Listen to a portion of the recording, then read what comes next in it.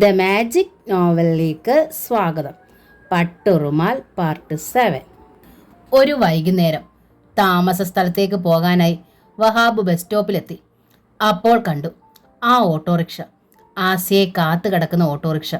ഈ ഇടയായി അവൾ ദിവസവും വൈകിയാണ് എത്തുക, അതും പതിവിലും താമസിച്ച്. 10 മണിയും 11 മണിയും കഴിയുന്നു. ഇതാ ഇന്നും അത് ആവർത്തിക്കാൻ പോകുന്നു. ഒരിക്കൽ താൻ ഇതേക്കുറിച്ച് പരാമർശിച്ചപ്പോൾ മണ്ണെണ്ണയൊഴിച്ച് സ്വയം കത്തിക്കാൻ ശ്രമിച്ചവർ, തന്നെ ബോധ്യപ്പെടുത്താൻ, തെറ്റായി ധരിപ്പിക്കുവാൻ. എങ്കിൽ അതൊന്ന് ശരിക്ക് ബോധ്യപ്പെട്ടാലോ? കയ്യോടെ അവളെ പിടികൂടിയാലോ? വേണോ? അയാൾ ആലോചിച്ചു. വേണോ? വീണ്ടും വീണ്ടും ആലോചനയായി. വേണം. ഉള്ളിൻ്റെ ഉള്ളിൽ നിന്ന് തീരുമാനമായി. കയ്യോടെ പിടിക്കണം. എന്നിട്ട് ഒരു ജാർ മണ്ണെണ്ണയും തീപ്പെട്ടിയും നീട്ടിക്കൊടുക്കണം. ചുണയുണ്ടെങ്കിൽ അവൾ ഒഴിച്ച് തീ കൊളുത്തട്ടെ, ആത്മാഹൂതി ചെയ്യട്ടെ. ചിന്ത അത്രയായപ്പോൾ ആസി എത്തി. ഓട്ടോറിക്ഷയിൽ കയറുന്നു. ഓട്ടോ നീങ്ങുന്നു. വഹാബിൻ്റെ പെരുവിരൽ മുതൽ ഒരാവേശം അരിച്ചു കയറി. ഓട്ടോറിക്ഷ മറഞ്ഞു. വഹാബ് തൊട്ട് പിന്നാലെ വന്ന ടാക്സിക്ക് കൈ നീട്ടി. അതിനുള്ളിൽ കടന്നു. ടാക്സി നീങ്ങി. ഓട്ടോറിക്ഷ കാണാവുന്ന അകലത്തിൽ കാറിലിരുന്നു. സാമുവൽ ജോർജിൻ്റെ ബംഗ്ലാവ്. ഓട്ടോറിക്ഷ അകത്തേക്ക് പോകുന്നു. ടാക്സി തെല്ല് നീക്കി നിർത്തിയിട്ട് വഹാബ് ഇറങ്ങി. ടാക്സി മടക്കി അയച്ചു. ഗേറ്റിങ്കിലെത്തി. അകത്തേക്ക് നോക്കി. അകലെ മുറ്റം കാണാം. എവിടെ ഓട്ടോറിക്ഷ? എവിടെ ആസിയ? ഇങ്ങോട്ട് തന്നെയാണ് കയറിയത്, തീർച്ച. അതാ ഓട്ടോറിക്ഷ മടങ്ങി വരുന്നു. ഗേറ്റ് കടന്നു വന്നപ്പോൾ കണ്ടു ആസിയ അതിനുള്ളിലില്ല. ഓട്ടോറിക്ഷയ്ക്ക് മുൻപിൽ തടഞ്ഞിട്ടെന്നതുപോലെ നിന്നു. ഓട്ടോ നിർത്തിയിട്ട് ഡ്രൈവർ പറഞ്ഞു, കയറിക്കോ സാറേ. അടുത്തേക്ക് ചെന്നിട്ട് സ്വരം കടുപ്പിച്ച് വഹാബ് പറഞ്ഞു, കയറാനല്ല, താൻ ആ സ്ത്രീയെ പതിവായിട്ട് ഇവിടെ കൊണ്ടുവന്ന് ഇടുന്നുണ്ടല്ലോ. എന്താ തൻ്റെ ഉദ്ദേശം? ഡ്രൈവർ നെറ്റി ചൊളിച്ചു. ഒന്ന് നോക്കി. ഉദ്ദേശം പണം അല്ല എന്താ? പെണ്ണ് കൂട്ടിക്കൊടുത്തിട്ടാണോടോ പണം സമ്പാദിക്കുന്നത്? പോക്കൃത്തരം പറയുന്നു. ഡ്രൈവർ ഓട്ടോറിക്ഷയ്ക്കുള്ളിൽ നിന്ന് ചാടി ഇറങ്ങി. മറ്റേ തരം പറഞ്ഞാൽ അടിച്ച് ഞാൻ കരണം പൊട്ടിക്കും. ഹാൻഡിൽ പിടിച്ച് തഴമ്പുള്ള കയ്യാ. ആരാന്നൊന്നും നോക്കൂല ഞാൻ. രൂക്ഷമായി ഒന്ന് നോക്കിയിട്ട് അവൻ വീണ്ടും വണ്ടിക്കുള്ളിൽ കയറിയിരുന്നു. യാത്രക്കാരെ കയറ്റി ഇറക്കാനാണ് ഈ വണ്ടി. അതിനുള്ള കൂലിയും മേടിക്കും. അവരൊക്കെ എവിടെ പോകുന്നു, എന്തിനു പോകുന്നു എന്നൊന്നും അന്വേഷിക്കുന്ന പണി എനിക്കില്ല. എന്നിട്ട് അയാൾ പരിഹാസത്തോടെ തുടർന്നു, തൻ്റെ കെട്ടിയോളാവരെങ്കിലേ വല്ലോൻ്റെ മെക്കിട്ട് കയറാൻ നിൽക്കാതെ ചെന്ന് കൈയോടെ പിടിച്ചോണ്ട് പോരെ. തന്നെ കൊണ്ട് കൊള്ളൂലാഞ്ഞിട്ടാണോ അവർ മേഞ്ഞു നടക്കുന്നത്? അത്രയും പറഞ്ഞിട്ട് രൂക്ഷമായി ഒന്നുകൂടി നോക്കിയിട്ട് അവൻ വണ്ടി വിട്ടു. അവൻ പറഞ്ഞത് മുഴുവൻ കേൾക്കാതെ വഹാബ് മുന്നോട്ട് നടന്നു കഴിഞ്ഞിരുന്നു. ബംഗ്ലാവിന് നേർക്ക് ഇരമ്പുന്ന ഭാവത്തിൽ. ഇരുനിലയുള്ള കൂറ്റൻ കെട്ടിടം. ഗേറ്റിൽ നിന്ന് നോക്കുന്നത് പോലെയല്ല. അകത്തേക്ക് ചെല്ലുമ്പോൾ പിൻഭാഗത്തേക്ക് ഏതോ ഗോഡൗൺ പോലെ വിശാലമായ മുറികളുണ്ട്. ആൾപ്പെരുമാറ്റം വളരെ കുറവാണെന്ന് തോന്നുന്നു. പൊടി പിടിച്ച പെട്ടികളും പാക്കറ്റുകളും. പോർച്ചിലേക്ക് ചെല്ലുമ്പോൾ വാതിൽ തുറന്ന് ഒരുവൻ ഇറങ്ങി വന്നു. അയാൾ ചോദിച്ചു, എന്താ? സാമുവലിനെ ഒന്ന് കാണണം. വഹാബ് പറഞ്ഞു, മോളിലുണ്ട്. വഹാബിനെ ആകെ ഒന്ന് നോക്കിയിട്ട് അയാൾ പറഞ്ഞു, ഇങ്ങോട്ടിപ്പോൾ വന്ന ആസിയ? മാഡവും മുകളിലുണ്ട്, മുതലാളിയുടെ അടുത്ത്. അയാൾ പറഞ്ഞു, ഞാൻ വിവരം പറഞ്ഞിട്ട് വരാം. അയാൾ തിരിഞ്ഞു. വേണമെന്നില്ല, ഞാൻ പോയി കണ്ടോളാം. വഹാബ് ധൃതിയിൽ അകത്തേക്ക് കയറി. അയാൾ തടയുന്നതിന് മുമ്പ് തന്നെ നേരെ കാണുന്നത് സ്റ്റെയർ കേസ് തന്നെ. പടികൾ കയറുമ്പോൾ പിരിമുറുക്കം കൊണ്ട് മനസ്സ് വല്ലാതെ പിടച്ചിരുന്നു. ധൈര്യം വിടരുത്. മനസ്സിനെ നിലയ്ക്ക് നിർത്താൻ ശ്രമിച്ചു. അനാവശ്യമായ ഇടപെടലാണിത്. ആര് ചോദിച്ചാലും തനിക്ക് ന്യായീകരണമില്ല. എന്തിനെന്ന് ചോദിച്ചാൽ വിശദീകരണവും ഇല്ല. എന്നാലും മനസ്സ് മുമ്പോട്ട് തന്നെ കുതിക്കുന്നു, ഏതോ ഒരു ഉൾവിളി പോലെ. വഹാബെ, മടിക്കണ്ട, നീ ചെല്ലുക. മുമ്പോട്ട് തന്നെ പോവുക. ആ സ്ത്രീയെ ആ നാശത്തിൽ നിന്ന് രക്ഷിക്കൂ. അവൾ എത്ര അത്യഗാധമായ കുണ്ടിലാണ് വീണ്ടു കിടക്കുന്നതെന്ന് ബോധ്യപ്പെടുത്തൂ. ചോർന്നു പോയി തുടങ്ങിയ ധൈര്യം വീണ്ടെടുക്കുകയായിരുന്നു വഹാബ്. അയാൾ സ്റ്റെപ്പുകൾ കയറി മുകളിലെത്തി. ആദ്യത്തെ മുറിയിൽ ആരുമില്ല. അടുത്ത മുറി, തുറന്നു കിടക്കുന്ന വാതിൽ. ഇന്നെനിക്ക് അല്പം നേരത്തെ പോകണം മുതലാളി. നേരിയ ചിരി മുഴങ്ങുന്നു. അത് ആസിയയുടെ സ്വരമല്ലേ? വഹാബ് നിന്നു. മക്കൾ തനിച്ചാണ്. പ്രായമായ പെൺകുട്ടികളല്ലേ. ചേട്ടത്തിയുടെ ഭർത്താവിൻ്റെ അസുഖം കലശലായതിനാൽ ചില ദിവസങ്ങളിൽ വരാറില്ല. മറ്റൊരാളെ നിർത്തിയാലോ? മുതലാളിയുടെ ശബ്ദം. ആരാണ് നിൽക്കുക? വീട്ടുജോലിക്ക് ഒരാളെ കിട്ടാൻ എന്താ പാട്? നിന്നാൽ തന്നെ നമ്മുടെ പൾസുമായി ചേരണ്ടായോ? ചേട്ടത്തി പ്രശ്നമില്ല, അതാണ് അവരോട് വരാൻ പറയുന്നത്. ആ നേരത്തെ പൊയ്ക്കോളൂ മുതലാളി. ഞാൻ കഴിഞ്ഞ ദിവസം പറഞ്ഞ രൂപയുടെ കാര്യം. രൂപ 2 ലക്ഷമല്ലേ? ഞാനൊന്ന് ആലോചിക്കട്ടെ, എന്നിട്ട് പറയാം. മുതലാളി ചിരിക്കുന്നു. ആലോചിച്ചില്ലാതാക്കല്ലേ. ആസിയയുടെ ചിരിയുടെ മുഴക്കം. എന്തിനാ 20 മുമ്പേ കൊച്ചിനെ കെട്ടിച്ചു വിടുന്നത്? അത് പഠിക്കട്ടെ എന്ന്. എൻ്റെ ഗതി എൻ്റെ കുഞ്ഞുങ്ങൾക്കുണ്ടാകരുത്, അതാണ് എൻ്റെ ഏക പ്രാർത്ഥന. ആസിയ തുടർന്നു. വന്ന പ്രപ്പോസൽ ഏറ്റവും നല്ലതാണ്. അതുപോയാൽ അത്രയും നല്ലത് പിന്നൊന്നും ഒത്തുവരില്ല. ഓഹോ, മാത്രമല്ല മുതലാളി അറിഞ്ഞല്ലോ ഇന്നാള് എനിക്കൊരു അറ്റാക്ക് വന്നത്. ഞാനിരിക്കെ എൻ്റെ കുഞ്ഞുങ്ങൾ നല്ല നിലയിലെത്തണം. അതൊക്കെ നടക്കുമെന്ന്, നമുക്ക് നടത്താമെന്ന്. വീണ്ടും ചിരി. കഴുക കണ്ണുകൾ എൻ്റെ വീടിന് ചുറ്റുമുണ്ട് മുതലാളി. എൻ്റെ കുഞ്ഞുങ്ങളെ കൊത്തി വലിക്കാൻ ലാക്ക് നോക്കുന്ന കഴുകന്മാർ. അവരിൽ നിന്ന് എൻ്റെ കുഞ്ഞുങ്ങളെ എനിക്ക് രക്ഷിക്കണം. ആ പെൺകുട്ടികളെ ആരും ഒന്ന് നോക്കിപ്പോകും. അതിപ്പോൾ നോക്കുന്നവരുടെ കുറ്റമാണോ? വീണ്ടും ചിരി. ചി, വഹാബിന് അറച്ചുപോയി. മുൻപോട്ട് നടന്നു. എന്തായാലും അകത്ത് ചെല്ലുക തന്നെ. വഹാബ് തീരുമാനിച്ചു. ഇനി അവർ തനിക്ക് മുന്നിൽ നിന്ന് ആക്രോശിക്കരുത്. ഇനി മേലാൽ മണ്ണെണ്ണ തലയിലൊഴിച്ച് തീ കൊളുത്താൻ തുനിയരുത്. പെട്ടെന്ന് വാതിൽ കടന്നു. കണ്ണടച്ചു പിടിക്കണമെന്ന് തോന്നിയെങ്കിലും തുറന്നു തന്നെയാണിരുന്നത്. കണ്ടു. ഒറ്റ നിമിഷം കൊണ്ട് ഈ ഭൂമിയിൽ നിന്ന് അന്തർദാനം ചെയ്യാൻ തോന്നിപ്പോയി വഹാബിന്. ആൾക്കൂട്ടത്തിന് നടുവിൽ വെച്ച് തുണിയിരിക്കപ്പെട്ടതുപോലുള്ള അനുഭവം. ഇത്രയ്ക്ക് തരം താണു പോയൊരു നിമിഷം ഇന്നോളം ഉണ്ടായിട്ടില്ല വഹാബിന്. ആ റൂമിൽ കുറേ റാക്കുകൾ, ഒരുപാട് ബുക്കുകളും ഫയലുകളും കൊണ്ട് നിറയ്ക്കപ്പെട്ട റാക്കുകൾ. വാതിലിനപ്പുറത്ത് ഒരു വലിയ മേശ. മേശയുടെ ഇരുവശത്തുമായി സാമുവൽ ജോർജും ആസിയയും ഇരിക്കുന്നു. അപ്പുറത്തെ മേശയ്ക്ക് മുൻപിൽ 2 പുരുഷന്മാർ. ആസിയയ്ക്ക് മുമ്പിൽ കുറേ ഫയലുകൾ, ധൃതിയിൽ എഴുതി കൂട്ടുന്ന കുറേ പേപ്പറുകൾ, ലെഡ്ജർ ബുക്കുകൾ, കാൽക്കുലേറ്റർ. വഹാബിനെ കണ്ടതോടെ ആസിയ വിരണ്ടതുപോലെ ചാടി എണീറ്റു. നിങ്ങൾ ഇവിടെ? ആസിയയുടെ മുഖം വിളറി, ശബ്ദം പതറി. വഹാബ് ഒരക്ഷരം പോലും മറുപടി പറഞ്ഞില്ല. ആരാ? എന്താ? സാമുവൽ ജോർജ് അന്വേഷിച്ചു. വഹാബ് അയാളോട് മറുപടി പറഞ്ഞില്ല. സ്വയം ശപിച്ച് ധൃതിയിൽ അയാൾ പുറത്തിറങ്ങാൻ ശ്രമിച്ചു. നിൽക്ക്! പിന്നിൽ സാമുവൽ ജോർജിന്റെ ഗർജനം. വഹാബ് പിടിച്ചു നിർത്തപ്പെട്ടതുപോലെ നിന്നുപോയി. ആരാ മാഡം ഇയാൾ? സാമുവൽ ജോർജ് ചോദിക്കുന്നു. ആരാണവിടെ? റഹീം, രാജൻ, കമോൺ! സാമുവൽ ഉച്ചത്തിൽ വിളിക്കുന്നു. 2 തടിമാടന്മാർ ഓടിയെത്തി. ആരാടാ ഇയാളെ കടത്തിവിട്ടത്? ഞങ്ങൾ കണ്ടില്ല മുതലാളി. ഭ, നീയൊക്കെ പിന്നെ എന്തെടുക്കുമായിരുന്നടാ? സാമുവൽ ജോർജ് അവരെ തല്ലാൻ ഓങ്ങി.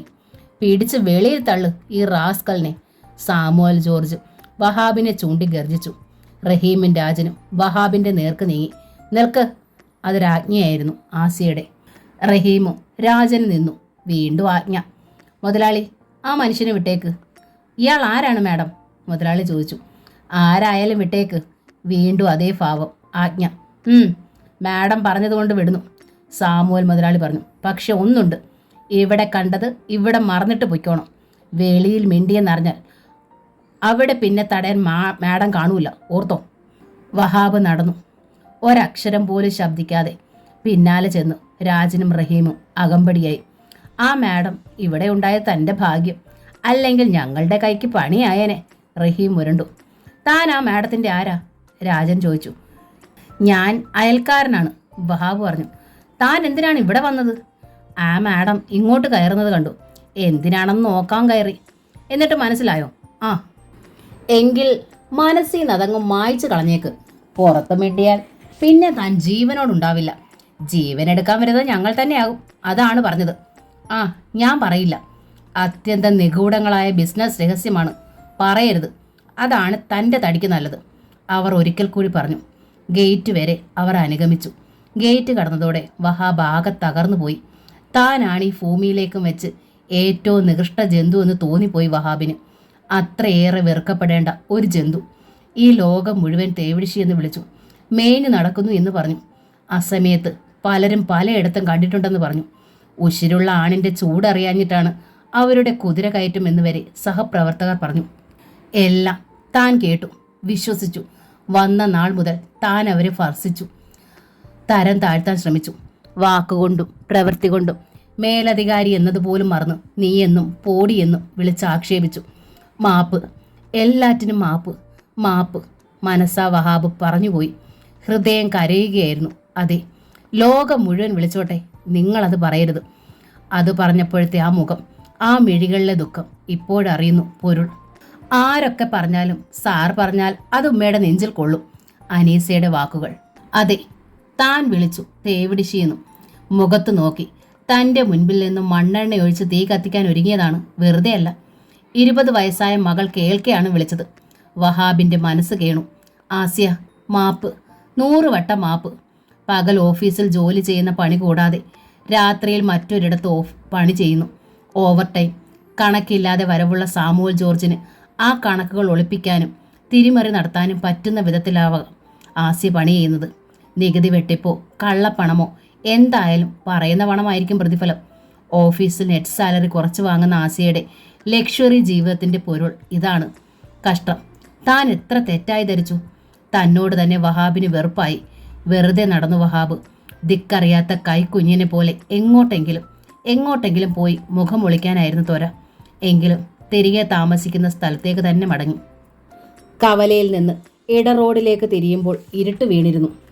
അതുകൊണ്ട് തന്നെ ഇരുട്ടിൽ പെട്ടെന്ന് മുൻപിലെത്തിയ നിഴൽ രൂപങ്ങളെ തിരിച്ചറിയാൻ കഴിഞ്ഞില്ല. മുൻപിലെത്തിയ അപകടത്തെയും. പത്തലിനോ മറ്റോ ആകാം. തലയ്ക്കാണ് അടി വീണത്. തീർത്തും അപ്രതീക്ഷിതം. ഒരു മുൻകരുതലും ഇല്ലായിരുന്നു വഹാബിന്. മനസ്സും ശരീരവും ഒരുപോലെ തളർന്നാണ് എത്തിയതും. അതുകൊണ്ട് തലയിൽ കൈവച്ച് താഴേക്കിരുന്നു പോയി. കൈത്തലത്തിലെ നനവ് കൊണ്ടറിഞ്ഞു. തല പൊട്ടിയിരിക്കുന്നു. ചോര ഒഴുകുന്നുണ്ട്. കിളവൻ കാഞ്ഞു പോയോടാ, ഒരുവൻ അന്വേഷിക്കുന്നു. പെട്ടെന്ന് ഭയം വഹാബിൻ്റെ നെഞ്ചിലൊരു തേരട്ടയായി ഇഴഞ്ഞു. റഹീമിൻ രാജനും തൻ്റെ പിന്തുടർന്ന് വന്നതാണോ കൊല്ലാൻ? ജീവനെടുക്കാൻ വരുന്നത് ഞങ്ങൾ തന്നെ ആയിരിക്കും. ഇലാഹി, ആരാണിവരെ പറഞ്ഞു വിട്ടത്? ആ മുതലാളിയോ അവളോ? താൻ അവിടെ ചെന്നതിന്, മുതലാളിയുടെ കള്ളപ്പണി കണ്ടുപിടിച്ചതിന്? കണ്ണുകൾ മിഴിച്ചു നോക്കി. മുൻപിൽ നിഴൽ രൂപങ്ങളുണ്ട്. അപ്പോഴും അനക്കമില്ലല്ലോ. വീണ്ടും ആ ശബ്ദം. ഒരു കുതിപ്പിന് വഹാബ് എഴുന്നേറ്റു. ഒന്ന് വട്ടം കറങ്ങി ആഞ്ഞു തൊഴിച്ചു. ഒരുവൻ റോഡിൽ വീണു. അതോടെ ഒന്നിലധികം പേർ വഹാബിനെ പൊതിഞ്ഞു. പൊതിരയിടി. വരത്തനൊക്കെ ഞങ്ങളുടെ നാട്ടിൽ വന്ന് കളിക്കുന്നോടാ. ജോൺസനോടാ കളി. തന്നെ ഞങ്ങളുടെ കൈ ചൂടൊന്ന് അറിയിച്ചു തരണമെന്ന് കരുതിയിട്ട് കുറച്ച് നാളായി. അവൻ്റെ ഒരു ഉണക്ക പഞ്ചാരയടി. പരമാനന്ദ യോഗമല്ലേ. തള്ളയും 2 ഒത്ത ചരക്കുകളുമല്ലേ കിളവൻ്റെ കസ്റ്റഡിയിൽ. ഇയാളങ്ങനെ ഞങ്ങൾ ചെറുപ്പക്കാരെ ആസാക്കി സുഖിക്കണ്ട കേട്ടോടോ. തൻ്റെ എച്ചിലെങ്കിലും ഇങ്ങോട്ടൽപ്പം ഇട്ട് തരണേ. വഹാബ് ശത്രുക്കളെ തിരിച്ചറിഞ്ഞു. റഹീമും രാജനുമല്ല, ജോൺസണും കൂട്ടുകാരുമാണ്. രചന പറഞ്ഞത് എത്ര ശരി. അവർ കാത്തിരിക്കുകയായിരുന്നു. ചവിട്ടേറ്റ പാമ്പിനെ പോലെ. 2 തവണ തൻ്റെ കൈയുടെ ചൂടറിഞ്ഞവനാണ്. അതുകൊണ്ടവൻ ഇരുട്ടത്ത് പതിയിരുന്നു, കൂട്ടുകാരെയും കൂട്ടി. വഹാബ് സടകുടഞ്ഞ് സിംഹമായി ഒന്ന് പൊരുതാൻ ശ്രമിച്ചു. നിലാവിൻ്റെ വെളിച്ചമുണ്ട്. നിഴൽ രൂപങ്ങളെ കാണാം. നിഴലുകളെ ലക്ഷ്യം വെച്ച് തൊഴിച്ചു, ഇടിച്ചു. പക്ഷേ വഹാബിന് ഏറെ നേരം നിൽക്കാൻ കഴിഞ്ഞില്ല. ആദ്യം തന്നെ തലയ്ക്കടി ഏറ്റതുകൊണ്ടാകാം വീണുപോയി. ജോൺസൺ സിന്ദാബാദ് അങ്ങനെ മുദ്രാവാക്യം വിളിച്ച് അവർ മറഞ്ഞു. വരത്തപ്പെട്ട് ചാകുന്നെങ്കിൽ ചാകട്ടെ, ബാക്കി ഞാൻ നോക്കിക്കൊള്ളാം, ജോൺസൺ പറഞ്ഞു. ഇരുട്ടിൽ രക്തം വാർന്ന് ഒഴുകുന്ന തലയുമായി വഹാബ് മാത്രം വഴിയിൽ ശേഷിച്ചു. 6 മണിക്ക് റേച്ചൽ അനീസ മനസ്സിലെത്തി. ആസിയ അപ്പോൾ കുക്കറിൽ അരി ഇട്ട് കഴിഞ്ഞിരുന്നു. കുറേ പാവയ്ക്ക എടുത്ത് വട്ടത്തിൽ അരിയുകയാണവർ. പച്ചമുളക് കീറിയിട്ട് ഉപ്പും പുരട്ടി എണ്ണയ്ക്കകത്തിട്ട് വറുത്തെടുക്കാൻ. അനീസയ്ക്കും രജനിക്കും ഏറെ പ്രിയതരമായ കൊണ്ടാട്ടം. അപ്പോഴാണ് റേച്ചലിൻ്റെ വരവ്. അടുക്കളയിലേക്ക് കയറി കഴുകാനുള്ള പാത്രങ്ങൾ പുറത്തേക്ക് എടുക്കുന്നതിനിടെ റേച്ചൽ പറഞ്ഞു, അപ്പുറത്തെ സാർ ആശുപത്രിയില, മാഡം അറിഞ്ഞില്ലേ? അയാൾ എവിടായ എനിക്കെന്താ, ചേട്ടത്തി വേഗം പാത്രം കഴുകിക്കൊണ്ടുവാ, ആസ്യ അനിഷ്ടത്തോടെ പറഞ്ഞു. ഇന്നലെ അയാൾ എത്തിയിരിക്കുന്നു, തൻ്റെ പിന്നിലെ രഹസ്യം കണ്ടെത്താൻ. ആസ്യ വഹാബിനെ അടിമുടി വെറുക്കുകയായിരുന്നു. താനും സാമുവൽ ജോർജും തമ്മിലുള്ള അവിഹിത ബന്ധം കയ്യോടെ പിടികൂടാൻ എത്തിയതാണ് അയാൾ. അയാൾ ഇത്ര തരംതാണ ചെറ്റത്തരം കാട്ടുമെന്ന് ഒരിക്കലും പ്രതീക്ഷിച്ചിരുന്നില്ല. ഞാൻ പറഞ്ഞെന്നേ ഉള്ളൂ മാഡം, തലയ്ക്കടി കൊണ്ട് ഇന്നലെ വഴി കിടക്കുമായിരുന്നു. ആരാണ്ട് വഴിപോക്കരാ ആശുപത്രിയിൽ എത്തിച്ചത്. ഒത്തിരി ചോരയും പോയി. ഇപ്പോഴും ബോധം വീണിട്ടില്ലെന്നാ അറിഞ്ഞത്. അയലോക്കം അല്ലേ, അതാ പറഞ്ഞത്. ആസ്യ നടുങ്ങിപ്പോയി. തലയ്ക്കടി കൊണ്ട് വഴി കിടന്നു വന്നോ? ഒത്തിരി ചോര പോയെന്നോ? ബോധം വീണോന്നറിയത്തില്ലെന്നോ? റബ്ബേ! ആസ്യ ചങ്കിൽ കൈവച്ചു. കൽബ് വല്ലാതെ പിടയ്ക്കുന്നു. പാവയ്ക്കയും കത്തിയും പാത്രത്തിലിട്ട് ആസ്യ പെടഞ്ഞെഴുന്നേറ്റു. അപ്പുറത്തെ മുറിയിലേക്ക് പാഞ്ഞു. ഉമ്മയുടെ ഓട്ടവും പിടച്ചിലും അനീസയും രജനയും കണ്ടു. റേച്ചൽ പറഞ്ഞ വാർത്തയും അവർ കേട്ടിരുന്നു. ഉമ്മ ഫോൺ ചെയ്യുകയാണ്. അനീസയും രജനയും ചെവി വട്ടം പിടിച്ചു. ആസ്യ ഹിയർ? അതെ. ആ, സാമുവൽ ജോർജിന് കൊടുക്ക്. തികച്ചും ഗൗരവം, ആജ്ഞാസ്വരം. മിസ്റ്റർ സാമുവൽ ജോർജ്, ഞാൻ വിലക്കിയിട്ട് നിങ്ങളത് ചെയ്തു അല്ലേ? എന്താണ് മാഡം, എന്താണ് പ്രശ്നം? സാമുവൽ ജോർജ് അമ്പരന്നു. നിങ്ങൾ ആ വഹാബിനെ തല്ലിച്ചു അല്ലേ? മാഡം എന്താണ് ഈ പറയുന്നത്? നിങ്ങളത് ചെയ്യാൻ പാടില്ലായിരുന്നു മുതലാളി. നോ മാഡം, ഞാനൊന്നും ചെയ്തിട്ടില്ല. മാഡം വിലക്കിയാൽ പിന്നെ ഒരു ചുവട് ഞാൻ മുന്നോട്ട് വയ്ക്കുമെന്ന് മാഡത്തിന് തോന്നുന്നുണ്ടോ? സാമുവൽ ജോർജിന് പരിഭവമായി. പിന്നെ അയാൾ ഹോസ്പിറ്റലിലായതെങ്ങനെ? അത് കർത്താവിനെ അറിയൂ. ആസെ റിസീവർ വെച്ചു. ആകെ പരവശയായതുപോലെ നിന്ന് കിതച്ചു. അനീസ് രജനിയെ നോക്കി. ഇരുവരും പഠനമുറിയിലാണ്, പഠിക്കുകയാണ്. എന്താണ് പ്രശ്നം? ഉമ്മ സാറിനെ തല്ലാൻ ആളെ ഏർപ്പാടാക്കിയതാണോ? രജന ചോദിച്ചു പതുക്കെ. ഹേയ്, അങ്ങനെയല്ല. തല്ലിയതിൽ പ്രതിഷേധമല്ലേ ഉമ്മ പറഞ്ഞത്? കഷ്ടം, ബോധമില്ലെന്നല്ലേ ചേട്ടത്തി പറഞ്ഞത്? ഒന്നുപോയി കാണാമായിരുന്നു. ഉമ്മ എങ്ങാനും അറിഞ്ഞാൽ?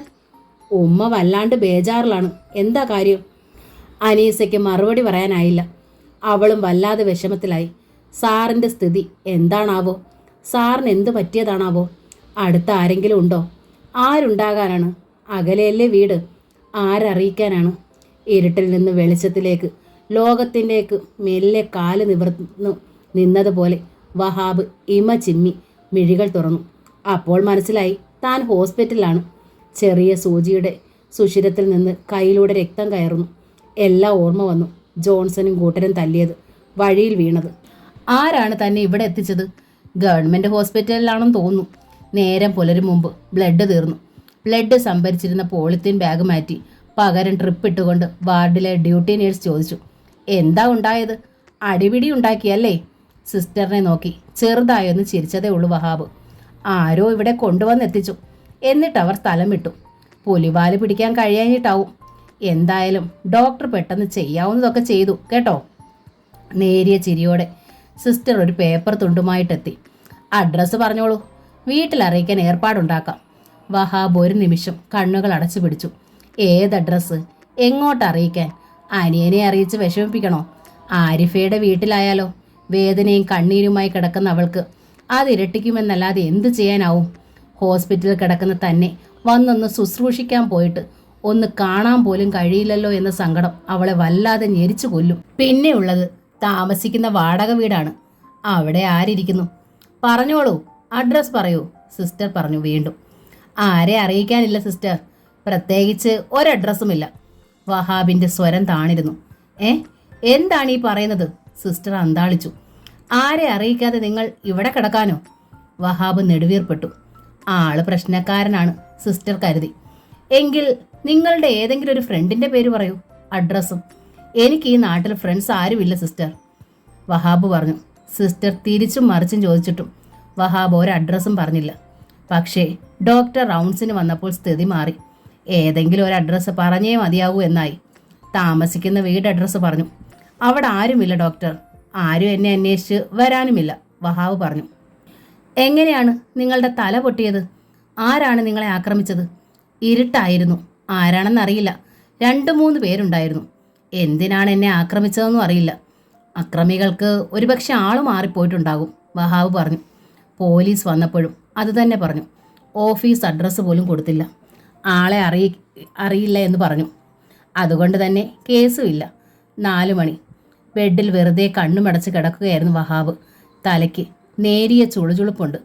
സർ, തൊട്ടരികിൽ നിന്ന് ആ വിളി ഉയർന്നപ്പോൾ വഹാബ് കണ്ണുകൾ തുറന്നു. അനീസ മുൻപിൽ, രജനയും ഉണ്ട്. ഒപ്പമുണ്ട് ബോബി ഏലിയാസും. വഹാബിന് മനസ്സ് നിറഞ്ഞുപോയി.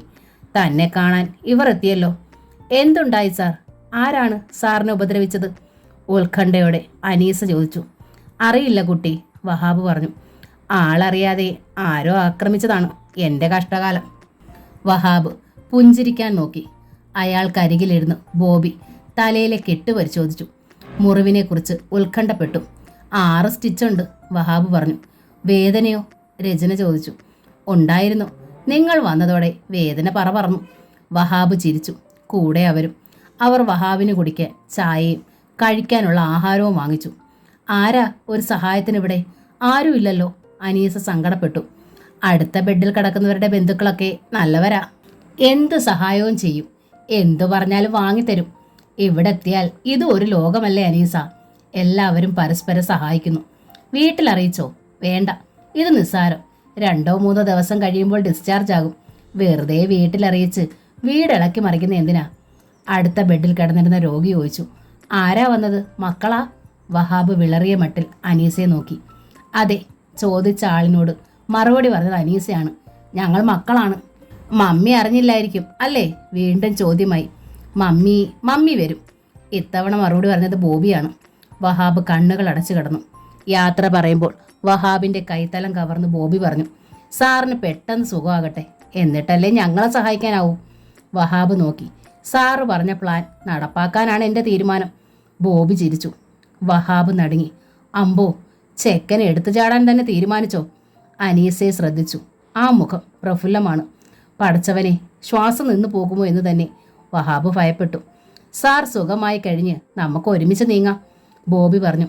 എന്തെങ്കിലും ചെയ്തില്ലെങ്കിൽ എനിക്ക് അനീസയെ നഷ്ടപ്പെടും സാർ. അതെനിക്ക് താങ്ങാനാവില്ല. എന്തും നേരിടാനുള്ള കരുത്ത് എനിക്കിപ്പോൾ ലഭിച്ചിരിക്കുന്നു. ജീസസ് തന്നതാണ്. അത്യാഹ്ലാദത്തോടെ അവർ മടങ്ങി. വഹാബിൻ്റെ എല്ലാ ഉത്സാഹവും കെട്ടടങ്ങുകയായിരുന്നു. ചിന്തിക്കുമ്പോൾ അവൻ പിന്മാറുമെന്ന് ധരിച്ചത് തെറ്റി. പിന്മാറുന്നതിന് പകരം പൂർവാധികം ശക്തി ആർജിച്ചിരിക്കുന്നു അവൻ. സന്ധ്യ കഴിഞ്ഞു. ഹോസ്പിറ്റലിൻ്റെ വാർഡിൽ എല്ലാ ലൈറ്റുകളും തെളിഞ്ഞിരിക്കുന്നു. മെല്ലെ ഒന്ന് എഴുന്നേറ്റ് തലയണമൊക്കെ ഉയർത്തി ചാരിയിരിക്കുകയാണ് വഹാബ്. അപ്പോഴാണ് അയാൾ വന്നത്. Samuel George. ബെഡിൻ്റെ അടുത്ത് കണ്ട സ്റ്റൂളിലിരുന്ന് അയാൾ പറഞ്ഞു, ഇയാളെ ഒന്ന് കണ്ട് ഒരു കാര്യം പറയാൻ വന്നതാണ് ഞാൻ. വഹാബ് ചോദ്യഭാവത്തിൽ നോക്കി. തന്നെ തല്ലിയത് ഞാനല്ല. അങ്ങനെ ഞാൻ പറഞ്ഞില്ലല്ലോ. താൻ പറഞ്ഞോ ഇല്ലയോ? ആസിയ മാഡം അങ്ങനെ പറയുന്നു. സാമുവൽ ജോർജ് പറഞ്ഞു.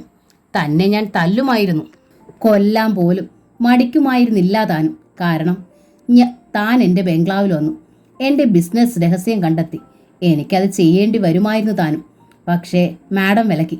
വഹാബ് അമ്പരപ്പോടെ കേൾക്കുകയാണ്. മാഡം വിലക്കി എന്നത് മാത്രമല്ല അതിൻ്റെ പ്രാധാന്യം. മാഡം ഒരു പുരുഷനോട് സെൻറ്റിമെൻറ്റ്സ് കാട്ടി എന്നതാണ്. എല്ലാ പുരുഷന്മാരും അവർക്ക് ശത്രുക്കളാണ്, ഞാൻ ഉൾപ്പെടെ. എന്നിട്ടും 12 വർഷമായിട്ട് അവർ എൻ്റെ അടുത്ത് ജോലി ചെയ്യുന്നു, എന്നെ വിശ്വസിച്ച് തന്നെ. ഞാൻ ലോകത്തിൽ ആകെ ബഹുമാനിക്കുന്ന ഒരേ ഒരു സ്ത്രീയാണ് ആ ബീവി. അവർ ഒരു യഥാർത്ഥ സ്ത്രീയാണ്. ചൂണ്ട് വിരലിനപ്പുറത്ത് ഏതാണിനെ നിർത്താൻ കഴിവുള്ളൊരു സ്ത്രീ. വഹാബിൻ്റെ മുഖം കുനിഞ്ഞുപോയി. കള്ളപ്പണത്തിൻ്റെ കണക്കാണ് എനിക്ക് വേണ്ടി എഴുതി മാറ്റുന്നത്. ആഴ്ചയിൽ 3 ദിവസം മണിക്കൂറുകൾ വീതം മാസം 10,000 രൂപ ഞാൻ കൊടുക്കുന്നുണ്ട്. രാത്രി സമയത്തുള്ള ഈ പണിയെക്കുറിച്ച് പലരും മോശമായി സംസാരിക്കാറുണ്ട്. അതെനിക്കറിയാം. നിങ്ങൾ കണ്ടെത്താൻ വന്നതും അതാണെന്ന് എനിക്ക് ഇപ്പോൾ മനസ്സിലാകുന്നു. ഞാനത്ര പെർഫെക്റ്റ് ഒന്നും അല്ല മിസ്റ്റർ വഹാബ്. ആ സ്ത്രീ മനസ്സ് വെച്ചാൽ ലക്ഷങ്ങൾ ഞാൻ തന്നെ ഇതിനോടകം നൽകുമായിരുന്നു. പക്ഷേ ഇന്നോളം അവരുടെ നഖത്തുമ്പിൽ പോലും തൊടാൻ എനിക്ക് അവസരം കിട്ടിയിട്ടില്ല. വഹാബിൻ്റെ മനസ്സിൽ എന്തെന്നില്ലാത്തൊരാശ്വാസവും ഒപ്പം കുറ്റബോധവും തോന്നി. ഞാനിതൊക്കെ തന്നോട് പറയാമെന്ന് പറയുന്നത് എന്തിനാണെന്നോ? ആ ബീവി ആൾ പെർഫെക്റ്റ് തന്നെയാണ് എന്നറിയിക്കാൻ, അവരെ സംശയിക്കരുത് എന്ന് പറയാൻ. കാരണം ആ സ്ത്രീക്ക് നിങ്ങളോട് സോഫ്റ്റ് കോർണർ ഉണ്ടെന്ന് ഞാൻ അറിയുന്നു. വഹാബ് അമ്പരന്ന് നോക്കി. Yes, I know. മറ്റൊരു പുരുഷനെക്കുറിച്ചും അവർ ഇന്നോളം ഇത്രയേറെ സോഫ്റ്റായി സംസാരിക്കുന്നതോ ഇത്ര ഉത്കണ്ഠപ്പെടുന്നതോ ഞാൻ കണ്ടിട്ടില്ല. സോ കഴിയുമെങ്കിൽ നിങ്ങൾ ആ സ്ത്രീക്ക് ഒരു ജീവിതം നൽകുക. ബട്ട് ഒരു കാര്യം, ആഴ്ചയിൽ 3 ദിവസം 3 മണിക്കൂർ അതെനിക്കായി നീക്കി വെക്കാൻ അവരെ അനുവദിച്ചേ പറ്റൂ. അതെൻ്റെ നിലനിൽപ്പിൻ്റെ പ്രശ്നമാണ്. ചെറുചിരിയോടെ എഴുന്നേറ്റുകൊണ്ട് സാമുവൽ ജോർജ് കൂട്ടിച്ചേർത്തു. അല്ല, തനിയെ വിടാൻ മടിയുണ്ടെങ്കിൽ കൂടെ തനിക്കും വരാമെന്ന് പോരെ? അയാൾ ഹോസ്പിറ്റലാണെന്ന് ഓർക്കാതെ ഉറക്കെ ചിരിച്ചു. വഹാബ് ചിരിച്ചില്ല. വില കൂടിയ വേഷം, കഴുത്തിലും കൈത്തണ്ടയിലും സ്വർണ്ണത്തൊടലുകൾ, വിരലുകളിൽ വജ്രം പതിച്ച മോതിരങ്ങൾ. സർക്കാർ ഹോസ്പിറ്റലിൽ ആളൊരു കാഴ്ചവസ്തു തന്നെ ആയിരിക്കുന്നു. അയാളെ താൻ വല്ലാതെ വെറുത്തിരുന്നു. പക്ഷേ ഇപ്പോൾ അയാളെ വല്ലാതെ സ്നേഹിച്ചു പോകുന്നുവെന്ന് വഹാബ് അറിഞ്ഞു. ആസിയെ ശരിക്കറിഞ്ഞവൻ, ആസിയയുടെ മനസ്സ് കണ്ടെത്തിയവൻ, അതയാൾ വെളിപ്പെടുത്തിയിരിക്കുന്നു. മനസ്സ് വല്ലാതെ കുളിർന്നുലയുന്നു. ഉറക്കെ ചിരിക്കാൻ തോന്നിപ്പോകുന്നു. 3-ാം ദിവസം വഹാബ് ഡിസ്ചാർജായി. വിശ്രമം മതി ഇനി. 7-ാം ദിവസം ചെല്ലണം സ്റ്റിച്ച് എടുക്കാൻ. ലീവിനായി DMOയെ വിളിച്ച് വഹാബ് പറഞ്ഞു. ലീവ് ലെറ്റർ പുറകെ അയക്കണം. താമസ സ്ഥലത്ത് എത്തിയതോടെ റേച്ചലെത്തി. അനീസ മനസ്സിലെ പണി കഴിഞ്ഞാൽ ബാക്കി സമയത്തെല്ലാം അവർ വഹാബിനോടൊപ്പം നിന്നു. ചായയോ ചൂടുവെള്ളമോ യഥാസമയം ചൂടോടെ നൽകി. രാവിലെ ഉച്ചയ്ക്കും ആഹാരം കൂടെ നിന്ന് വിളമ്പി കൂട്ടി. വൈകുന്നേരം പോകുമ്പോൾ രാത്രിയിലേക്കുള്ള ഭക്ഷണം മേശപ്പുറത്ത് വിളമ്പി മൂടി വെച്ചു. വഹാബിന് റേച്ചലിനോട് കൂടുതൽ സ്നേഹം തോന്നി. മൂത്ത സഹോദരിയെപ്പോലെയോ ഉമ്മയെപ്പോലെയോ ഒക്കെ അവർ പെരുമാറുന്നെന്ന് തോന്നി. കെട്ടിയോളെയും കുഞ്ഞുങ്ങളെ അറിയിക്കാഞ്ഞത് എന്താ സാറേ? റേച്ചൽ ചോദിച്ചു. വഹാബ് ചോദ്യം കേട്ടില്ലെന്ന് നടിച്ചു. ഒരു പകൽ വൈകുന്നേരം ഒന്നും മയങ്ങുകയായിരുന്നു വഹാബ്. മയക്കത്തിൽ അയാൾ കണ്ടു ആസിയെ. തനിക്കരികിലിരുന്ന തലോടുന്ന ആസിയ. ആ മിഴികൾ നിറയുന്നു, ആ മുഖം അലിവോടെ തനിക്കരികിൽ. ഓ, എന്തോ ഒരു സ്വപ്നം മുറിഞ്ഞു. വല്ലാത്തൊരിച്ഛാഭംഗം. നിരാശയോടെ മുഖം തിരിച്ചു. പെട്ടെന്ന് അയാൾ അമ്പരന്നു പോയി. സ്വപ്നം യാഥാർത്ഥ്യമായോ? കിടക്കക്കരികിലതാ ആസിയ ബീബി നിൽക്കുന്നു. വഹാബ് പിടഞ്ഞെഴുന്നേറ്റ് പോയി. എന്താണ് പറയേണ്ടത്, എങ്ങനെയാണ് പെരുമാറേണ്ടത് ഒന്നും അറിയാത്തൊരവസ്ഥയായിരുന്നു വഹാബിന്. ഒരക്ഷരവും മിണ്ടാതെ വന്നപടി നിൽക്കുകയാണ് ആസിയ ബീവി. വെള്ളയിൽ റോസ് പ്രിൻ്റുള്ളൊരു സാരിയാണ് അവർ ധരിച്ചിരിക്കുന്നത്. കയ്യിൽ വാനിറ്റി ബാഗുണ്ട്. ഓഫീസിൽ നിന്ന് വരുന്ന വഴിയാണോ? സാരിയുടെ തുമ്പ് വലിച്ച് അവർ തോളിലൂടെ പുതച്ചു. ഈ വേഷത്തിൽ, ഈ നിൽപ്പിൽ ഇവർക്ക് കുറെ കൂടി ഭംഗി തോന്നിയിരിക്കുന്നു. വഹാബ് ഉള്ളിൽ കരുതി. പെട്ടെന്ന് അരികിൽ കിടന്നിരുന്ന കസേരയിലേക്ക് ചൂണ്ടി വഹാബ് പറഞ്ഞു, ഇരിക്കൂ. ആസിയ ബീവി ഇരുന്നു. മുറി ആകെ ഒന്ന് വീക്ഷിച്ചു. ടവൽ കൊണ്ട് മുഖവും കഴുത്തും ഒന്ന് തുടച്ചു. വീണ്ടും നോട്ടം വഹാബിലായി. കുറ്റബോധമായിരുന്നു വഹാബിന് ഉള്ളു നിറയെ. അതിലേറെ ചമ്മലും. ഞാൻ അങ്ങോട്ടൊന്ന് വരാനിരിക്കുകയായിരുന്നു, സുഖമാകട്ടെ എന്ന് കരുതി. വഹാബ് അക്ഷരങ്ങൾ പെറുക്കിക്കൂട്ടി ചമ്മൽ ഒളിപ്പിക്കാൻ ശ്രമിച്ചു പറഞ്ഞു. എന്തിനാണ്? ആസിയ ചോദിച്ചു. ചാടിക്കടിക്കുന്ന സ്വരമല്ല, എന്നാൽ മയത്തിലുമല്ല. മയപ്പെടുത്താൻ അവർക്കറിയില്ല എന്ന് തോന്നുന്നു. ഗൗരവമുള്ള സ്വരം തന്നെ. മാപ്പ് പറയാൻ. എന്തിന്? വീണ്ടും അതേ ചോദ്യം. ഞാൻ തെറ്റായി ധരിച്ചു, വിശ്വസിച്ചു. എല്ലാം മാഡത്തിനോട് തുറന്നു പറയണമെന്ന് തോന്നി. മാഡമോ?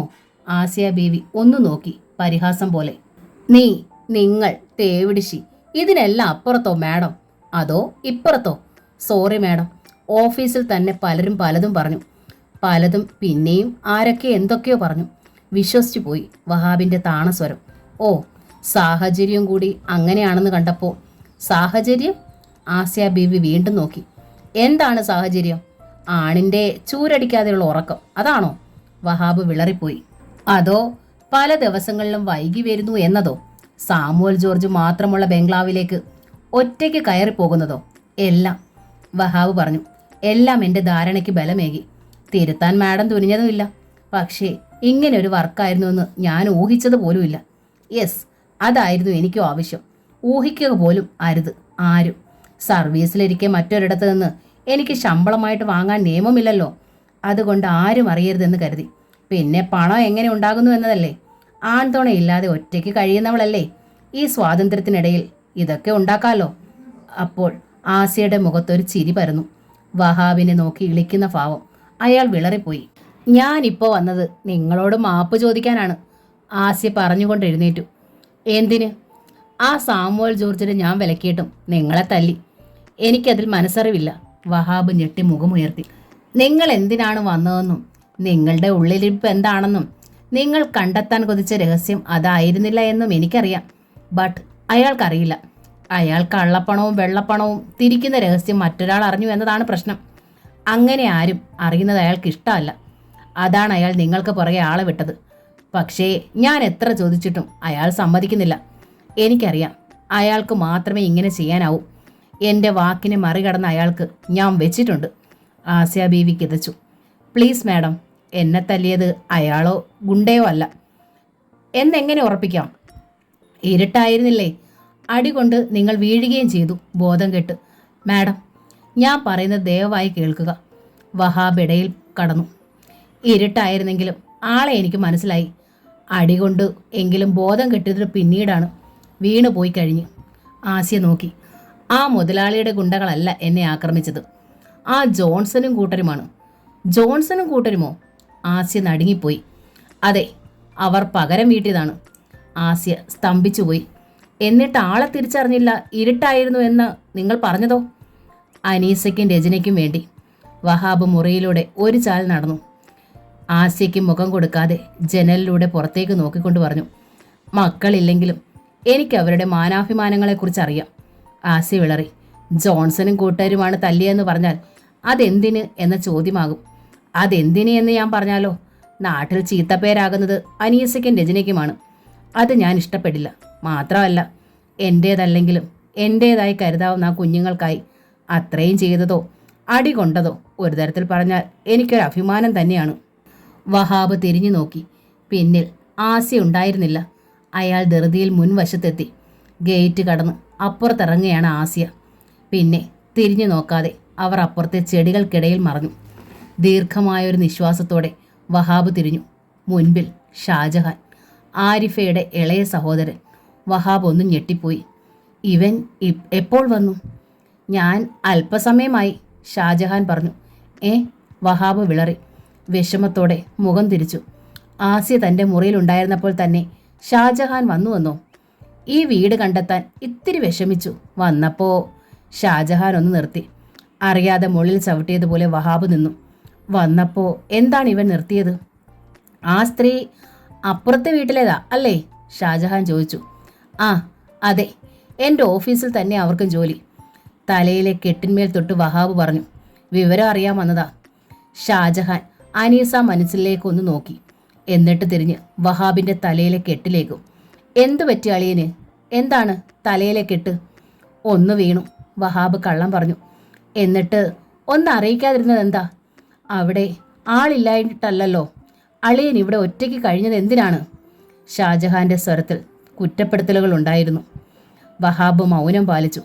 അകത്തേക്ക് നടന്നു. ഊണുമുറിയിൽ ആഹാരം വിളമ്പി മൂടി മേശമേൽ വെച്ചിരിക്കുന്നു. ഷാജഹാൻ അതിൻ്റെ മൂടി തുറന്നു നോക്കി. ആ സ്ത്രീ കൊണ്ടുവച്ചിട്ട് പോയതാണോ? ഷാജഹാൻ ചോദിച്ചു. അല്ല, ഒരു വെപ്പുകാരി ചേട്ടത്തിയുണ്ട്. പോകുമ്പോൾ അവർ വിളമ്പി വെക്കും, വഹാബ് പറഞ്ഞു. എന്നിട്ട് ചോദിച്ചു, ഷാജഹാൻ എന്തിനാണ് ഇറങ്ങിയത്? അത് പെട്ടെന്ന് ഷാജഹാന്റെ മുഖം മങ്ങി. എന്താ? അല്ല, ഒന്നുമില്ല. താത്ത കരച്ചിലും പിഴിച്ചിലും അളിയൻ്റെ കാര്യം പറഞ്ഞ് കാണണമെന്നില്ലാന്ന്. എല്ലാ ഉത്സാഹവും കെട്ടുപോയി. ഉള്ളിൻ്റെ ഉള്ളിൽ മുപ്പല്ലി കൊണ്ട് മാന്തുന്ന വേദന, കടച്ചിൽ.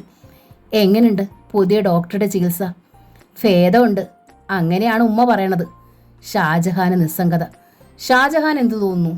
എന്താണിപ്പോൾ പറയുക? പഴയതുപോലെ തന്നെ. പണം ചെലവാക്കണുണ്ട്, അത്രമാത്രം. എല്ലാവർക്കും ഒരധികപ്പറ്റായി കിടക്കണ താത്ത. ഒഴിയാബാധ. ഉമ്മയ്ക്കിനി എന്നാണാവോ അങ്ങനെ തോന്നുക? ഞെട്ടി തിരിഞ്ഞു നോക്കി. എന്താണിവൻ പറയുന്നത്? അളിയൻ തന്നെ എത്ര വർഷമായിട്ടിങ്ങനെ കാശ് ചെലവാക്കണോ? എന്താ പ്രയോജനം? ഞാൻ കുറ്റപ്പെടുത്തുകയല്ല. ഒരു ജീവിതം അളിയൻ കൊതിച്ചാൽ ഞാൻ തെറ്റുപറയില്ല അളിയ. വീണ്ടും ഞെട്ടി. ചത്തൊഴിഞ്ഞു കിട്ടിയാലോ? കബറടയ്ക്കുന്ന സമാധാനത്തിലെങ്കിലും അളിയന് മറ്റൊരു ജീവിതം തേടാം. ഷാജഹാന്റെ വാക്കുകളിൽ പരിഹാസമോ ആത്മാർത്ഥതയോ തിരിച്ചറിയാൻ വഹാബിന് കഴിഞ്ഞില്ല. അളിയനെ കാണണമെന്ന് താത്തായ്ക്ക് തോന്നും. കാണാത്തപ്പോൾ കരയും. എത്ര നാളാണിങ്ങനെ? വർഷം 1ഉം 2ഉം അല്ലല്ലോ. അളിയൻ്റെ മടുപ്പ് എനിക്കറിയാം. വരാത്തത് എന്താണെന്നും അറിയാം. അളിയനൊരു കാര്യം ചെയ്യുക, താത്തായെ മൊഴി ചൊല്ലി വിട്ടേക്ക്. എന്നിട്ട് ഷാജഹാൻ അവൻ്റെ ഇരു തോളിലും അള്ളി പിടിച്ചു നിന്ന് കിതച്ചുപോയി വഹാബ്. അളിയ, ഞാൻ വന്നത് ഇങ്ങനെ പറയാൻ തന്നെയാണ്. താത്ത മയ്യത്താകണവരെ കാണണ്ടാന്ന് പറയാൻ. പക്ഷേ ഷാജഹാൻ, എനിക്കതിന് കഴിയണം. ഇല്ലെങ്കിൽ അളിയൻ ഒറ്റയ്ക്കായി പോകും എന്നും. അളിയൻ റാഫീനെ കാണുന്നത് പോലെ എന്നെ കാണണം. റാഫി പറയണത് പോലെ ഇത് കേൾക്കണം. ഞാനും റാഫിയും കൂടി ആലോചിച്ചെടുത്ത തീരുമാനമാണിത്, ഷാജഹാൻ പറഞ്ഞു. നീയും റാഫിയും മാത്രം? വഹാബ് വേദനയോടെ മുഖം തിരിച്ചു. എന്നിട്ട് ചോദിച്ചു, ആരിഫെ അറിയാതെ? ആ ഒറ്റ മുറിക്കുള്ളിൽ കട്ടിൽ ലോകമാക്കി കഴിയണ ഇത്ത. ഇനി അറിഞ്ഞാലെന്ത്, അറിഞ്ഞില്ലെങ്കിൽ എന്ത്? സമുദായം പഴിചാരരുത്. അതിനു വേണ്ടിയാണ് മൊഴി ചൊല്ലാൻ ഞാൻ പറഞ്ഞത്. പക്ഷെ താത്ത അറിയരുത്. ആ ഒരു ഒറ്റ വാക്ക് മതി ആ ജീവൻ പറന്നു പോകാൻ. അങ്ങനെ പോലും താത്ത മരിക്കണത് എനിക്കും സഹിക്കില്ല അളിയ. എന്നെ ഉമ്മയേക്കാൾ ഒരുപാട് ലാളിക്കുകയും സ്നേഹിക്കുകയും ചെയ്തിട്ടുണ്ട് താത്ത. നിറമെഴികളോടെ ഷാജഹാൻ തുടർന്നു. അളിയനും മൊഴി ചൊല്ലാം, മറ്റൊരു നിക്കാഹ് ചെയ്യാം. രണ്ടും താത്ത അറിയരുതെന്ന് മാത്രം. വല്ലപ്പോഴും മാത്രം അളിയൻ താത്തയെ വന്നൊന്ന് കാണുക. മരിക്കുമ്പോഴും അളിയനെ സ്നേഹിച്ചിട്ട് തന്നെ അവർ മരിച്ചോട്ടെ. നെഞ്ചു പൊട്ടിക്കഴലുന്ന വേദന തോന്നി വഹാബിന്. ജോലിയില്ല, കണ്ടാൽ തരക്കേടില്ലാത്തൊരു പെണ്ണ്, 2ാം കെട്ടാണ്, മക്കളൊന്നുമില്ല. അങ്ങനെ ഒരാലോചന റാഫി പറഞ്ഞു. 38 വയസ്സുണ്ട്. അളിയൻ ആരോഗ്യമുണ്ട്, ജോലിയുണ്ട്. പ്രായം ചെല്ലുന്തോറും ഒരു കൂട്ടാവശ്യമാണ്. അതുകൊണ്ട് മുടക്കം പറയരുത്. നല്ലവണ്ണം ആലോചിച്ച് തീരുമാനം എടുക്കണം. ആ പെണ്ണിനെ തന്നെ വേണമെന്ന് നിർബന്ധമില്ല. അളിയൻ്റെ മനസ്സിന് പിടിച്ച ആരായാലും മതി. ഞങ്ങൾക്കെല്ലാം സമ്മതം, സന്തോഷം. പറഞ്ഞ് ഒടുവിൽ തേങ്ങലിൻ്റെ ഒരു ചീള് തെറിച്ചു ഷാജഹാനിൽ നിന്ന്. ഇതുപോലൊന്ന് വീണാൽ ഒരിറ്റ് വെള്ളം തരാൻ അരികത്ത് കൂട്ടായിട്ടൊന്നിരിക്കാൻ ഒരാൾ. അത്രയുമേ ഞങ്ങൾ പറയുന്നുള്ളൂ. മുൻപ് പലപ്പോഴും ഞാനും റാഫി ഇത് പറഞ്ഞിട്ടുള്ളതാണ്. അളിയനൊക്കെ തള്ളിക്കളഞ്ഞു. അതേ സെൻസിൽ ഇതും തള്ളിക്കളയരുത്. ആലോചിക്കണം, നല്ലവണ്ണം ആലോചിക്കണം. ഇത് പറയാനാണ് ഞാൻ വന്നത്. അത്രയും പറഞ്ഞ് ഷാജഹാൻ മെല്ലെ ഉമ്മറത്തേക്ക് ഇറങ്ങി. അവിടെ നിന്ന് മുറ്റത്തേക്കും ഗേറ്റിങ്കലേക്കും നിൽക്കുക എന്ന് പറയാൻ പോലും വഹാബിന് കഴിഞ്ഞില്ല. അതെ, അവർ പലതവണ ആവശ്യപ്പെട്ടിട്ടുള്ളതാണ് ഇക്കാര്യം. ഒരു പുനർവിവാഹം ഓരോ തവണയും അർഹിക്കുന്ന അവഗണനയോടെ തള്ളിക്കളഞ്ഞു. പക്ഷേ ഇപ്പോൾ എന്താണ് അങ്ങനെ തള്ളിപ്പറയാൻ കഴിയാതിരുന്നത്? ആസിയ ബീവിയുടെ ക്യാബിൻ. ധൃതിയിൽ അവർ ഒരു ഫയലിൻ്റെ പേപ്പറിന്മേൽ നോട്ട്സ് എഴുതുകയായിരുന്നു. അപ്പോഴാണ് ഫോൺ. DMO ഓഫീസല്ലേ? യെസ്. ആസിയ ബീവിയെ കിട്ടണം. പ്രൗഢമായൊരു പുരുഷസ്വരം. ഹോൾഡിംഗ്. ആസിയ ബീവി പറഞ്ഞു. I am Elias. ഏലിയാസ്? ആസിയയ്ക്ക് ആളെ മനസ്സിലായില്ല. Yes, executive engineer. Yes sir, പറയൂ. What can I do for you? എനിക്ക് വേണ്ടി തൽക്കാലം ഒന്നും ചെയ്യേണ്ട. നിങ്ങൾ സ്വയം ചെയ്താൽ മതി. മകളെ മര്യാദയ്ക്ക് വളർത്തുക, അത്രമാത്രം. വാട്ട്? എന്താണ് ഈ പറയുന്നത്? എൻ്റെ മകളെ? ആസിയ കിതച്ചു. യെസ്, നിങ്ങളുടെ മകളുടെ കാര്യം തന്നെ. ആരാണ് നിങ്ങൾ? സത്യം പറയൂ. ആസിയ ബീവിയുടെ സ്വരം കല്ലിച്ചു. എങ്കിൽ തുറന്നു പറയാം. ഞാൻ നിങ്ങളുടെ മകളുടെ കാമുകൻ്റെ ഫാദർ. പോരെ? എൻ്റെ മകൾ? നോ, നിങ്ങൾക്ക് തെറ്റി. എനിക്ക് തെറ്റിയിട്ടില്ല ബീവി. തെറ്റിയത് നിങ്ങൾക്കാണ്. മകളുടെ കല്യാണം നിങ്ങൾ തീരുമാനിച്ചു. പക്ഷെ മകൾ എൻ്റെ മകൻ്റെ കൂടെ ഒളിച്ചോടാൻ പ്ലാൻ ഇട്ടിരിക്കുന്നു. You see Anisa. ആസിയ വിറച്ചുപോയി. വിറയലോടെ അവർ ചാടി എണീറ്റു. എന്താണ് ബീവി? നിങ്ങൾ ഒന്നും മറുപടി പറഞ്ഞില്ലല്ലോ. ചെവിയിൽ വീണ്ടും ചുരമാന്തുന്ന ആ സ്വരം. ആസിയ ബീവി നടുങ്ങി. ഞാൻ പറഞ്ഞത് മനസ്സിലായില്ല എന്നുണ്ടോ? നിങ്ങൾ പറഞ്ഞത് നോ, ഞാൻ വിശ്വസിക്കില്ല. എൻ്റെ മോൾ അങ്ങനെയൊന്നും അല്ല. നിങ്ങൾക്ക് ആള് തെറ്റി. യെസ്, അതാണ് സത്യം. ആസിയ ബീവി വിയർപ്പിൽ കുളിച്ചു. ഫാൻ ക്യാബിനുള്ളിൽ ഫുൾ സ്പീഡിലാണ്. എന്നിട്ടും വിയർപ്പ് തെങ്ങി. വിയർക്കുക മാത്രമല്ല, പെരുവിരൽ മുതൽ വിറയ്ക്കുന്നു. ഓരോ രോമകൂപവും എഴുന്നേറ്റ് നിൽക്കുന്നു, വലിയുന്നു, വേദനിപ്പിക്കുന്നു. നോക്ക് ആസിയ ബീവി, എനിക്കങ്ങനെ ആള് തെറ്റാറില്ല. യുനോ, ഒരു കാര്യത്തെക്കുറിച്ചും കൃത്യമായി അന്വേഷിച്ച് സത്യം അറിയാതെ ഒരു ഇഞ്ച് പോലും മുന്നോട്ട് നീങ്ങുന്നവനല്ല പടനിലത്തെ ഏലിയാസ്. എനിക്ക് ഒറ്റ മകനേ ഉള്ളൂ. ഒറ്റ മകൻ. അവൻ്റെ ഇഷ്ടമാണ് എൻ്റെ ഇഷ്ടം എന്ന് കരുതി അവനൊരു അന്യജാതിക്കാരിയെ ഭാര്യയാക്കണമെന്ന് പറഞ്ഞാൽ നോ, അതെൻ്റെ ഇഷ്ടമല്ല. ഞാൻ സമ്മതിക്കുകയില്ല. റിസീവർ കയ്യിൽ പിടിച്ചുകൊണ്ട് ആസിയ ബീവി കിതച്ചു. നിങ്ങളുടെ മകൾക്ക് വേണ്ടി എൻ്റെ മകൻ എന്നെയും അവൻ്റെ മമ്മിയെയും ഞങ്ങൾക്കുള്ള സർവ്വതും ഉപേക്ഷിച്ചിറങ്ങാൻ തയ്യാറായി നിൽക്കുന്നു. എൻ്റെ മുഖത്ത് നോക്കി അവനത് പറഞ്ഞു. മാനം രക്ഷിക്കാനും മുഖത്ത് കരി പുരളാതിരിക്കാനും വേണ്ടി കൊല്ലാനും പടനിലത്തെ ഏലിയാസിന് മടിയില്ല. കൊല്ലുന്നത് എൻ്റെ മകനെയല്ല, അവനെ ഞാൻ നുള്ളി നോവിക്കുക പോലുമില്ല. കാരണം അവൻ എൻ്റെ ഒറ്റ മകനാണ്. വളരെ കർക്കശമായ സ്വരത്തിൽ ഏലിയാസ് വീണ്ടും പറഞ്ഞു. കൊല്ലുന്നത് നിങ്ങളുടെ മകളെ ആയിരിക്കും, ഒരു കുഞ്ഞു പോലും അറിയാതെ, ഒരു തെളിവ് ശേഷിക്കാതെ, എൻ്റെ മകൻ പോലും സംശയിക്കാത്ത വിധത്തിൽ. അതിനിടയാക്കരുതെന്ന് മകളോട് പറഞ്ഞേക്ക്. ആസിയ ബീവി വിറച്ചു. ഇപ്പോൾ ഭയന്നിട്ട് തന്നെ. മകളുടെ പുതിയ രക്ഷകനോട് ഒന്ന് പറഞ്ഞേക്ക്. രക്ഷകനോ? ആസിയ ബീബി പിടഞ്ഞുണർന്നു. യെസ്, രക്ഷകൻ. നിങ്ങൾക്കും മക്കൾക്കും ഇപ്പോഴൊരു പുതിയ രക്ഷകനില്ലേ? മക്കളെ ഇരുവരെയും പെട്ടെന്ന് ഇറക്കി വിട്ടാൽ അവന് സൗകര്യമായി എന്ന് കരുതുന്നുണ്ടാവും കുടുംബത്തിൽ കയറാൻ. പക്ഷേ പടനിലത്തിൽ ഏലിയാസിൻ്റെ തലയിൽ ചവിട്ടിക്കൊണ്ട് ആ റാസ്കലിന് അത് ഈ ജന്മത്തിൽ കഴിയില്ല. പറഞ്ഞേക്ക്. ഫോൺ കട്ടായി. എന്നിട്ടും റിസീവർ താഴെ വയ്ക്കാനാവാതെ അവർ അതേപടി നിന്നു. വിയർത്ത് കുളിച്ചു തന്നെ. ഒടുവിൽ തളർന്നു വീണു. റിസീവർ ക്രാഡിൽ ശരിക്ക് വീണില്ല. എന്നിട്ടും അവരത് ശ്രദ്ധിച്ചില്ല. അവർ ആകെ സ്തംഭിച്ചു പോയിരുന്നു. ശരീരം മാത്രമല്ല, ചേതന പോലും. അനീസ, തൻ്റെ പൊന്നുമകൾ. പട്ടുറുമാൽ എന്ന നോവലിൻ്റെ ഈ ഭാഗം ഇവിടെ പൂർണ്ണമാവുകയാണ്. ഈ നോവൽ നിങ്ങൾക്ക് ഇഷ്ടമായെങ്കിൽ ലൈക്ക് ചെയ്ത്, ഷെയർ ചെയ്ത്, സബ്സ്ക്രൈബ് ചെയ്യണേ. Thank you.